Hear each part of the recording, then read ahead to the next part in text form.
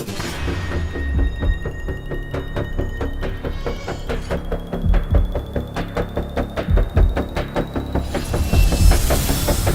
Vuitton is the most valuable luxury fashion brand in the world.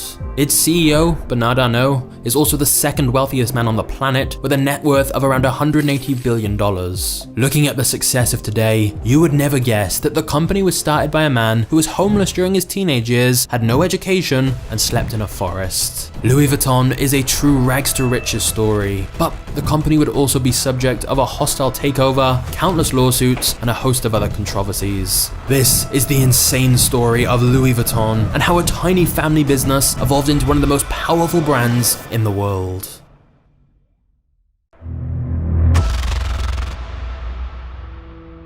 Louis Vuitton was born in 1821 and grew up working on his family farm in France in a small village called Ancaille in the middle of nowhere. They had no electricity and no running water. Louis's father Xavier was a miller and farmer, whilst his mother Corinne made hats to help make some extra cash. There are no records showing that Louis ever received an education. The nearest school was in a village 6 miles away, and it's believed he worked full-time on the family farm without learning how to read or write. Louis would have been working in the fields every day from dusk till dawn, just to make enough food to help feed his family. Needless to say, the Vuittons were struggling financially, and young Louis was born into a situation that should have doomed him from ever having a bright future. And then, things got much worse. Louis's mother died when he was just 10 years old, and his father quickly remarried another woman. But Louis's new stepmother was incredibly controlling and manipulative towards him, and he constantly got into fights with her. And so, when he was just 13 years old, he ran away from home with plans to go to Paris. He slipped out in the middle of the night without even saying goodbye. There was just one problem. Paris was 225 miles away, and Louis had no money or food. So he was forced to walk along dirt roads. Most nights, he slept in the woods with an empty stomach and just a cloak to keep him warm. Every time he ran into a new village, he would do odd jobs in exchange for food or coins. However, there was never enough money left over for housing, so he continued to sleep in the woods or wherever he could find shelter for the night.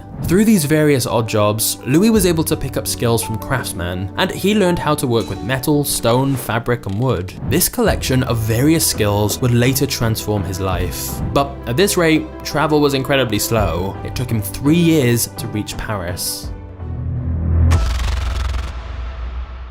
Not long after he arrived in Paris, Louis was able to work as an apprentice boxmaker and packer. Boxmakers would make custom-sized boxes for clients, as well as pack and unpack them whenever a client was about to go on a trip. This job allowed him to meet many people from the upper class who were looking for custom-made luggage for their travels. And Louis worked here for several years, learning the craft and working as hard as he could. In fact, in 1851, the Empress of France ended up being a customer and took notice of his fine craftsmanship. She appointed him as her personal boxmaker and packer. For most boxmakers, this would be the highest honor anyone could ever achieve in their career. Louis had gone from a homeless teenager with nothing to his name to now working a prestigious job amongst royalty. That was a massive achievement on its own. But Louis Vuitton had an even bigger vision for his future. After getting married when he was 33, Louis used his savings to start his own business and opened up his own boxmaking workshop in Paris to begin selling his own products. You see, Louis had noticed a major flaw in the luggage of the day. All of the boxes were made of leather and had rounded dome-shaped tops, so that rain would roll off the top of the luggage. The major issue was that it was impossible to stack them, so packers had to carry the boxes one by one. Louis began experimenting with different materials to use instead, and found that canvas was lighter, durable, and more water resistant, which meant the trunks could have flat tops instead. This made everything more efficient, as it was now possible to stack them up in a pile and pack multiple trunks at the same time, and they were also more compact. Louis's new suitcase design brought on the dawn of modern-day luggage. At this point, Louis had already built up his professional reputation as well as connections to the upper class, so once he launched his new line of luggage, it was immediately a huge success. He even created a Louis Vuitton catalog so that customers could look at products that he had available and have them made before sending it to their homes. Within 2 years of creating his new suitcases, they were considered an elegant and must-have accessory amongst the wealthy, as it became a status symbol, and the brand had become so popular that he was receiving orders from around the world. He even began receiving orders from royals as far away as Egypt. In 1859, Louis made enough profit to hire a team of craftsmen to help fulfill his orders. He opened a new workshop outside of Paris where he hired 20 employees. Around that time, more and more people were beginning to travel by train and boat, so the number of his potential customers increased exponentially. Traveling was no longer a hobby exclusive to the rich. People from all walks of life were now in need of high quality luggage. It would seem as though Louis had made it and would go on to succeed for the rest of his life. Unfortunately, that was not the case. France was heading to war, and tragedy was about to strike once again for Louis Vuitton. In 1870, when Louis was 49 years old, the Franco-Prussian War broke out. Louis had to flee his home and live in a cramped shelter with thousands of others. Food supplies were extremely low, and he feared for his life. When Louis could finally return to his shop in 1871, everything was destroyed. Windows were smashed, equipment was stolen, and he had lost everything he'd worked so hard for. But instead of giving up, he decided to use his savings to rebuild the business, and vowed that it would be even better than it was before. With so many people displaced from the war, there were far more empty shops available for rent throughout the city. So Louis Vuitton took advantage of this by opening his new shop in a much more wealthy, aristocratic location in Paris. It was perfect, because it was right next to the railway station and the Grand Hotel, so travelers who needed new luggage didn't need to go far to find the Louis Vuitton store. By 1872, he came out with a brand new design, luggage made out of a beige canvas with stripes. This became incredibly popular, and people loved showing off the modern style. Many other brands tried to copy his style, but his bags were such ridiculously high quality that customers still preferred a true Louis Vuitton bag. For the next 20 years, Louis continued to work at his new shop in Paris, until his death when he was 70 years old. But his legacy was able to live on through his son Georges, who took over the family business. Georges sought out to expand the brand globally, such as opening a popular store in London. At this point, Louis Vuitton luggage was so popular that many other box makers were beginning to make counterfeits. So in 1896, Georges Vuitton brought out the now iconic LV monogram to make it harder to copy. The LV were his father's initials, in honor of the man who started the brand. But he also came up with the idea of adding a revolutionary new lock on the trunks that would make it impossible for thieves to pick them. By the year 1900, the company had 100 employees, and it continued to grow year after year. All of the employees were trained for a very long time in order to become expert box makers. Even to this day, Louis Vuitton employees train for 18 months to 2 years before they're trusted to make one of the products on their own. The company also began to expand into a whole new line of products because of another fashion icon, Coco Chanel. In 1925, she commissioned a small dome-shaped handbag. At first, this was a design that she personally came up with, and it was just for her. However, it would go on to be mass-produced, and it was given the name Alma.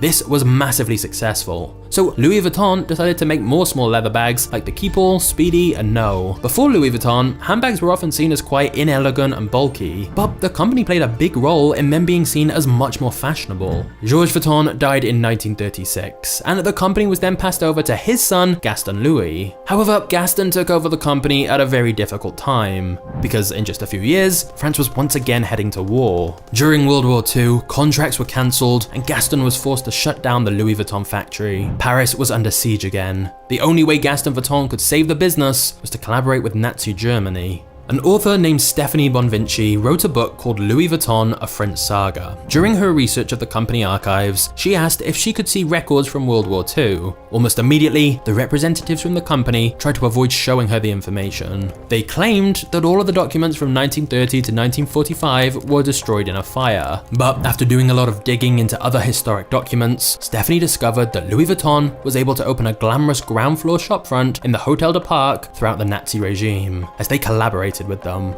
Meanwhile, several other brands were forced to shut down because they refused to cooperate with the Nazis. Clearly, the company was ashamed of this part of their history, but they would argue Gaston did what he needed to do in order for the company to survive. Other fashion designers like Coco Chanel also collaborated with the Nazis in order to make sure her business in Paris was not destroyed. If it were not for their choice to work with the enemy, their brands likely would no longer be around today.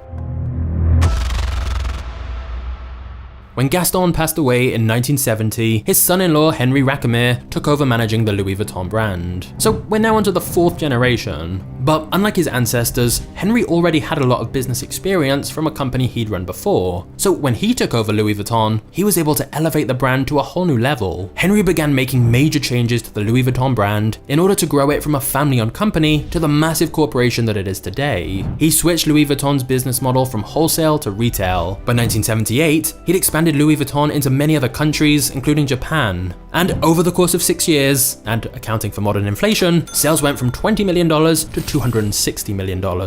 And so in 1984, Henry decided to take the company public, and Louis Vuitton sold out the 1 million shares valued at $63.63 each. Henry took this momentum and influx of cash and began opening more stores all across the globe. By 1987, Louis Vuitton reached $1 billion in sales. It was far beyond what young Louis could have ever dreamed of when he first opened his first store in Paris. Henry also decided that the company should combine with Moet Hennessy, a luxury drinks company which produced champagne and cognac. And together, they formed a new luxury conglomerate called LVMH. In theory, by joining together, it would allow them to pool resources and expand even faster. Unfortunately, after the merger, Henry didn't end up getting along well with the president of Moet Hennessy, so Henry asked a successful property developer he knew, named Bernard Arnault, to help him manage the situation. Unfortunately, inviting him in as an investor would backfire in a huge way. Bernard secretly bought 43% of the shares of Louis Vuitton, and got support from the Moet and Hennessy families to gain more power in LVMH. Henry felt he'd been betrayed by the man he'd brought in to help him, and so took Bernard to court, demanding that he should no longer have the majority stake in Louis Vuitton. But the courts ultimately sided with Bernard. Henry was so angry about being backstabbed by his friend that he decided to quit working for Louis Vuitton completely. Now, for the first time in nearly 100 years, no one from the Vuitton family was involved with the brand. After all of this drama of Bernard's hostile takeover, sales of Louis Vuitton began to crash. Journalists were no longer covering the brand, and for a while, it looked as though the company might fail. However, Bernard knew how to turn the fortune of the company around. Louis Vuitton was able to make a comeback when it began to collaborate with several fashion designers during its 100th anniversary collection. Big names like Vivienne Westwood and Isaac Mizrahi all created their own take on the iconic LV monogram logo. They created products that customers had never seen before, and people were once again trying to get their hands on a Louis Vuitton bag. Ultimately, Bernard's investment in Louis Vuitton paid off in a massive way. He is now the CEO of LVMH, and in 2021, Forbes officially dubbed him the richest man in the world with a net worth of over $180 billion.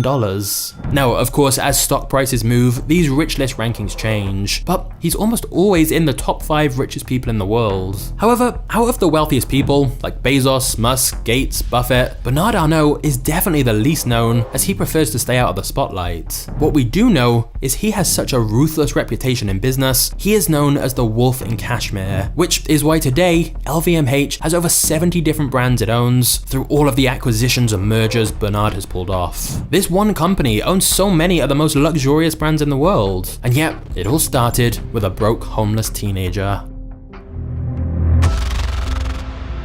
In the modern world, Louis Vuitton continued to expand its brand with new colourful styles that resonated with a younger audience. In 1997, Marc Jacobs became the creative director. He designed the first ready-to-wear line and also created the popular monogram Vernus line of handbags. Marc Jacobs also expanded LV into watches, jewelry, and sunglasses, although he eventually would move on from Louis Vuitton and come up with his own line of clothing and accessories.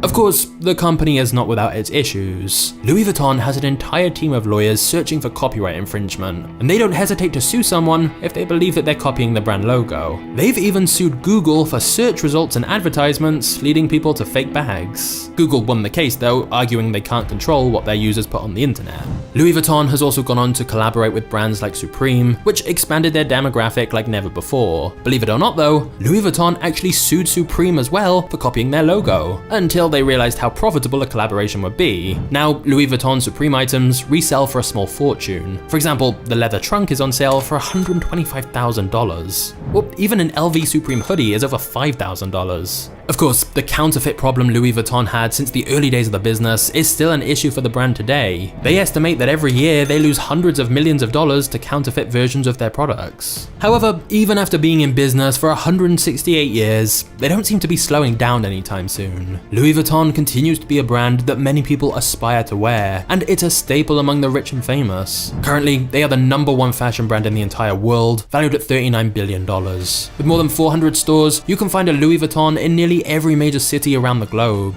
But what do you think of Louis Vuitton? Do you think it's overpriced by all the hype, or do you feel that the quality of the products justifies the massive price tag?